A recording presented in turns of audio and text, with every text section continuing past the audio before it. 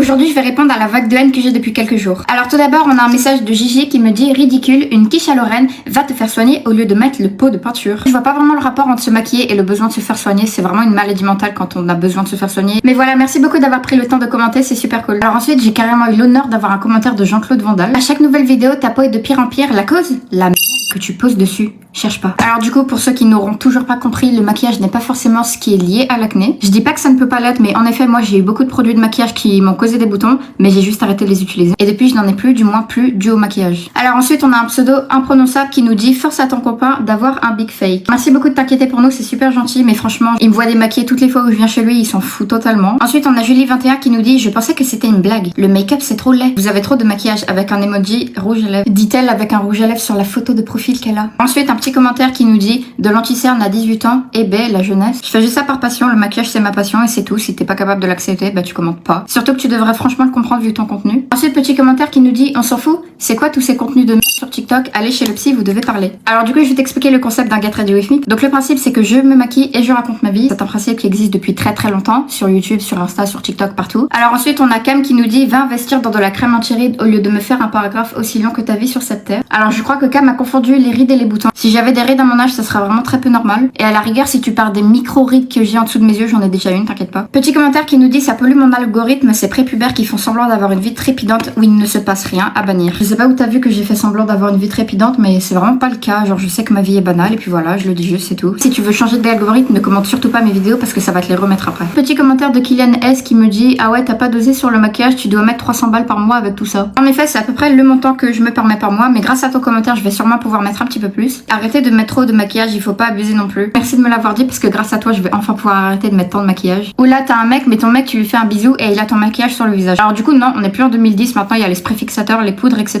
qui empêchent le transfert du maquillage. Du coup, peu importe les saisons, peu importe les bisous, peu importe je ne sais quoi, mon maquillage reste toujours accroché à ma peau. Bref, plus sérieusement, franchement, évitez de commenter ce genre de choses parce que moi, perso, ça me touche pas, mais ça pourrait bien toucher d'autres gens. Puis surtout que la plupart du temps, vous vous permettez de dire ça juste parce que vous avez un écran en face de vous, mais franchement, dans la vraie vie, ça ouvre vraiment pas leur bouche. Mais du coup, voilà, pour ceux qui sont restés jusqu'à la fin et qui sont pas et immature, franchement faites gaffe vraiment à ce que vous dites parce que moi perso ça m'atteint pas mais ça pourrait très bien atteindre une autre personne et ça pourrait avoir des conséquences très graves. Et puis voilà, si vous décidez de continuer à être immature, bah vous pouvez continuer parce que moi ça arrondit vraiment très bien mes fins de mois. Puis surtout que voilà, faut passer au-dessus. Oui, j'ai des boutons, oui, je mets beaucoup de maquillage mais c'est pas la mort non plus. Moi vraiment je m'en fiche, j'ai confiance en moi. Enfin bref, voilà, moi je suis prête donc j'espère que ça vous aura plu. Pour finir cette vidéo, voici un nouveau haul Sephora qui vous attend en espérant trouver un peu plus de positivité. Bye.